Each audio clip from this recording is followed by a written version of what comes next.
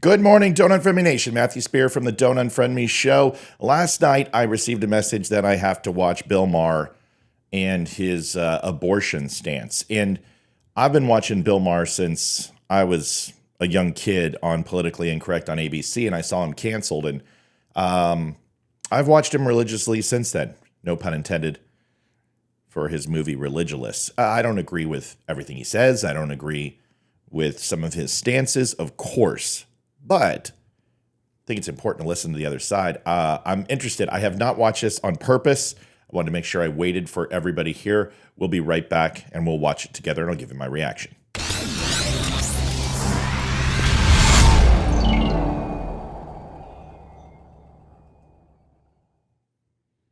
Do you want the truth? Are you tired of being so confused? You feel like you're more f***ed up than the lies on the evening news? Well, just step right in. We can talk about it all as friends. And if you want, we can hug and kiss and make up for the party ends. Agree or disagree, stop unfriend me. Welcome to the Don't Unfriend Me Show. Weeknights, 7 o'clock. You can watch us live. Bill Maher is a polarizing figure. We all know how he's been over the last 4 years. He's been anti-Trump and Trump derangement syndrome, and they both had these little spats going back and forth. But Bill Maher has always been a more of a libertarian with conservative values slowly creeping into his repertoire. And the reason why is I think Bill believes in free speech. And what he's seeing from the left right now is anything but. And with censorship, with having to, believe that there's 64 genders, to being pro-Hamas, to sugarcoating what abortion really is. And the thing that I love about Bill Maher is that he's not afraid to say the truth, no matter how uncomfortable it is. He also can say some things that are opinion-based, but he always clarifies that. This is how I feel, this is what I think, versus this is what I know. From my understanding, this is fairly revolutionary for a leftist, supposed leftist, which once again, he's not. So let's go ahead and watch it together. I'm just as interested as you are. I just realized that Piers Morgan is in this, and he's always one of my favorite people. Not really. Europe, for example, by comparison, the 60 countries of Europe. Actually, there are many countries in Europe where it's completely illegal to have an abortion. Poland, Malta, places like Andorra, So, and if you look at Germany and France and countries like that, it can be 10, 12 weeks is the term limit that you're allowed to have an abortion legally. So America is not such an outlier. If it does go to the States, I think a lot of Americans on the left do think that this is somehow a really unique American problem or an issue that only pertains to them in terms of the legality of abortions. Actually, comparative to Europe, it's not massively dissimilar. Wow, Piers Morgan and I actually agree. And this is absolutely the truth. You can go to Japan, you can go to European countries. Southeast Asia, surprisingly enough, has some fairly stringent abortion laws. And I don't disagree with him here. And remember, going back to the states is where this should be. This was never codified as an amendment. There was never any right to have an abortion. It was simply slapped on the 14th Amendment and said, here we go. We're going to isolate the 14th Amendment to one particular demographic of Americans and never, ever represent the child, which is being ripped from the womb. This allows it to go back to the states and the states to ultimately make that decision. Bill Maher has made a point before where he says that, so what you're trying to say is, this wish-wash opinion of Donald Trump is that he wants it to go back to the states. So what you're saying is murder is okay in some states. No, that's not what he's saying. What he is saying is that the emotional argument is one that needs to be heard. It needs to be vetted, and there needs to be discourse around it. But with no equivocation here, the law paramounts emotion. And what Trump is saying and conservatives are saying is that Roe v. Wade was based upon emotion, attached to an amendment that was unconstitutional to apply the right to privacy to murder. No matter how private and quiet you are, it does not necessarily make it legal in the confines of your own home or with your doctor or whatever else. So kicking it back to the states isn't a dodge. It's simply saying that this is where it belongs. And now the states need to have a 2/3 majority to propose an amendment and then vote on that amendment and codify it if that's what America wants. Let's listen to the rest. What's crazy is at a time when America is facing so many huge geopolitical threats, where there's a huge tech revolution going on, where the economy is faced with all kinds of challenges, the idea that you're fighting an election around this issue seems to be, just strange.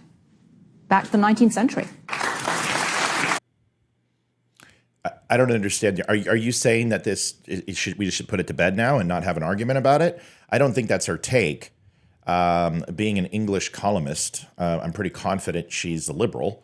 And I would believe, without asking the question directly to her, that she is obviously pro-choice.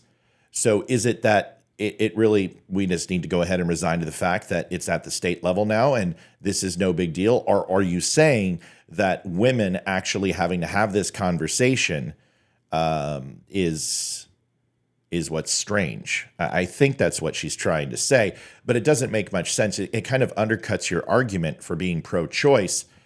It isn't strange to want to ensure that every single person has life, liberty, and the pursuit of happiness. I don't think anyone can disagree with that. If you say you care about the Constitution, you care about the rights of every American, this isn't a strange conversation. It's actually a conversation that shouldn't have been put to bed at the time it was, and shouldn't have led to 67 million abortions and ended all of those lives back in the 60s. It should have been something that was mandated by the people. The states propose as a constitutional amendment and make it a right. Unfortunately, that didn't take place. And fortunately, it's now back in the states where it belongs. And if there was any overwhelming support to pass Roe across the United States, we would have seen an amendment already. This is going to take generational change, not somebody standing and making this an emotional argument that somehow it's strange or weird.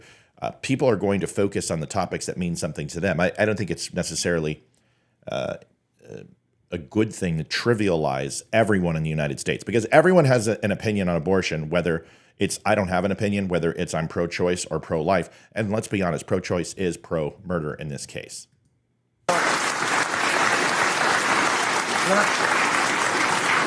Not if you believe it's murder. That's why I don't understand the 15-week thing. Or the Trump's plan is, let's leave it to the states. You mean, so killing babies is okay in some...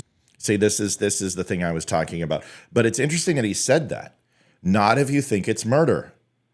And he didn't say it was murder. He didn't say it wasn't murder. He is aligning with most conservatives and people who are pro-life. It isn't if you think it's murder. But then you hear the statement that I said earlier where he goes after Trump and says it's okay to murder in some states. But let's listen to the rest. Sorry to interrupt. I can respect the absolutist position. I really can. I scold the left on when they say, oh, you know what? They just hate women, people who aren't pro-life, pro-choice. They don't hate women. They just made that up. They think it's murder. And it kind of is. I'm just okay with that. I am. I mean, there's 8 billion people in the world. I'm sorry, we won't miss you. That's my position on it. What? That's quite harsh, Bill. Yeah, exactly. I'm not Is sure that not your position if you're pro-choice? Isn't that mainly because you don't like children? I mean... Yeah, No, exactly. no. I mean, but if you are, you said you're pro-choice. That's your position too.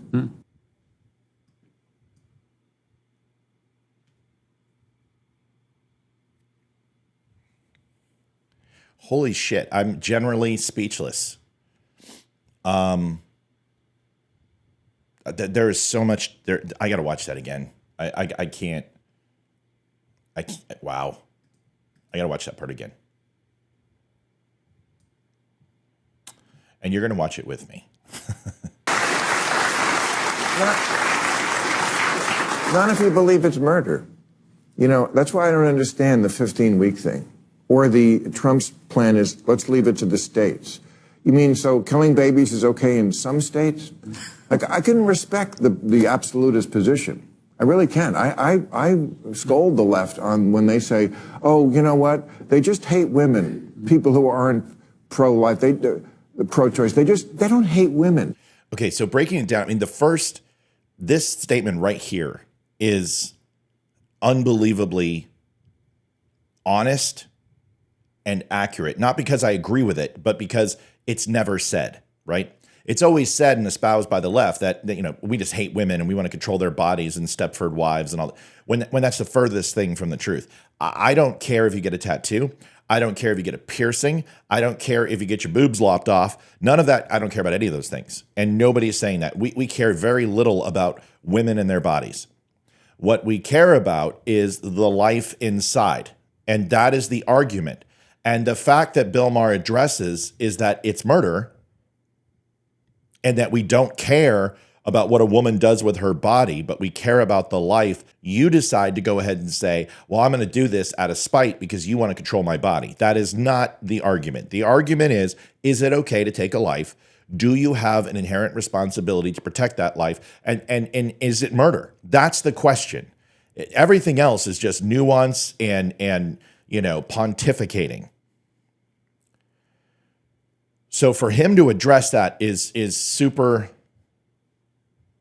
important for someone on his platform to do that. Now, as soon as I was processing this, that happened. The following, which I'm still processing because I hadn't processed the first part. So let me watch this part and see how it hits me, hopefully a little differently than it did. They just made that up. They think it's murder, and it kind of is. I'm just okay with that. I am. I mean... Okay, so it definitely didn't play differently, but I understand what he's saying. And here's the thing. I don't agree with him, but I respect him for it because at least they're saying the quiet part out loud. It reminds me of when Biden, I completely just can't stand the man. But when he came out and said, we're going to take your guns and we're not going to hide it anymore and we want them. When Beto O'Rourke said it, and he held up an AR-15 and he says, we're coming for your guns. Of course, makes me want to lock and load and, get ready for that fight. Fine. That, you want to play that game. Let's go. But at least I respect him for having that opinion. And there's very little respect that I could pass on to Joe Biden or Beto O'Rourke. But I will give them credit for at least being honest. I don't agree with Bill Maher in the fact that it's okay to be comfortable with murder. But that's what he's saying, and that is the truth. It's what conservatives have been saying since this argument began, that it is murder. And he's saying exactly what the left think. And he's not straw manning. He's not creating logical fallacies. He's not berating people. He's not demonstrating some moral high ground. He's simply saying it's kind of like murder, and I'm okay with it. Because there's a billion lives on this, billions of lives on this earth, and one life, I'm not going to lose any sleep. Harsh, completely callous, but that's exactly the truth. At least he has the guts to say it. Finish it up. 8 billion people in the world. I'm sorry, we won't miss you. That's my position on that. What? That's quite harsh, Bill. Now, here's the thing, is Piers Morgan, as the idiot he is, instead of stopping, the audience is processing, right? Just like me. Piers Morgan, being the complete dipshit that he is, has to say something that the left would say, which is, oh, it's kind of harsh, Bill.